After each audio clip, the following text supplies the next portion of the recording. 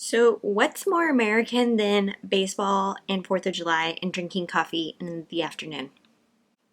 A Jeep Wrangler! Whoop, whoop. Hey guys, it's Justine with Debt Free Millennials. I'm coming at you today with a little personal story. And I think you will find this relatable because I think we all have dreamt about that car that we've always wanted to drive.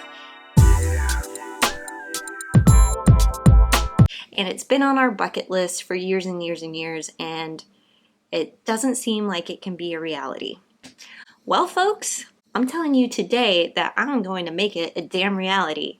So Kyle and I are going to buy a Jeep Wrangler. It's not practical, it's not frugal, but it is our dream car. In fact, I had owning a Jeep Wrangler on my bucket list before I even got married to Kyle. And it must be match made in heaven because he also is obsessed with Jeep Wranglers. So I wanted to talk about this because it's not frugal, and I really had a hard time just even thinking about whether or not this would be a good purchase for us. So 2 years ago, we bought a 2015 Subaru Forester in cash with the intentions that we would be driving this car for 10 plus years. In fact, I've only ever owned one car in my entire life, and that was a 2002 Ford ZX2. Best damn car I ever owned. And so this is the second car, the Subaru, that I've ever owned. And I have this mentality to drive until the wheels fall off. And I still feel that way about the Subaru, but that is Kyle's daily driver. I work from home, I'm self-employed, so we only have one car right now. And as Kyle has been driving to work, he's like, the Subaru's not really fun. I feel just so blasé in it, and like we should be having kids by now and carting them around in it.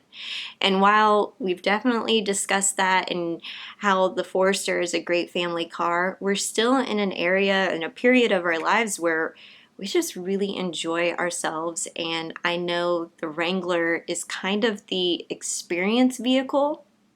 And so that's what we're looking for in this next car. Keep in mind, we've been debt-free for 5 years. I have a video on that if you want to check it out. So let me know, are we crazy? Craziness aside, if you are looking to save up for your dream car, or any car for that matter, there are steps that you can take. Rule number one, you open a separate savings account for your goal. You keep it separate because this way you don't spend that money accidentally. And two, you can actually see how much is in that account, which will motivate you to contribute to it even further. So at the time of this video, at this recording, I have a separate savings account set up in Ally, and we have a starting balance of $1,407.14. If any of you guys are Jeep Wrangler savvy, you know that these Jeeps are like $30,000. So we have a long ways to go, but we are intentional with paying cash for this and doing this debt-free. Next, you need to build your goal inside of your budget. So we've done this through Beers and Budgeting. We've actually created a separate line item for future that says Jeep Wrangler, and we've agreed to put at least $500 a month towards that goal. And then as we get better with budgeting and we have money left over in our budget, we can choose to allocate more money towards the Jeep. Okay, the third goal, if you are car shopping, research, research, research. I personally like to use Consumer Reports. If you use their digital subscription, it's $7 a month. A month is all you need to take a look at what Consumer Reports says. Consumer Reports does not see favorably on Jeep Wranglers. They just don't think they're reliable cars, but the owners love them. And I think that's something that you have to take into consideration. There's going to be pros and cons to any vehicle. Subarus, for example, have a great engine. They last for a long time.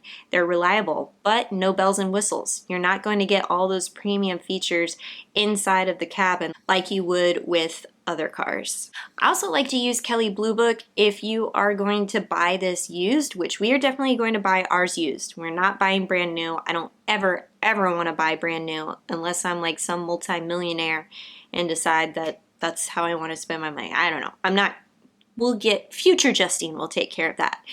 But I definitely like using Kelley Blue Book to determine the real value of the car. And then lastly, determine whether or not you want to purchase from a used car dealership or private. Now, we purchased a Forester through a dealership. I hated every single minute of that experience. It was not pleasant. I much prefer to deal with a private owner. I am dabbling. Let me know if you guys have ever bought a car through CarMax. I'm dabbling with the idea of doing CarMax just so that I don't have to sit there and do that whole haggle negotiation.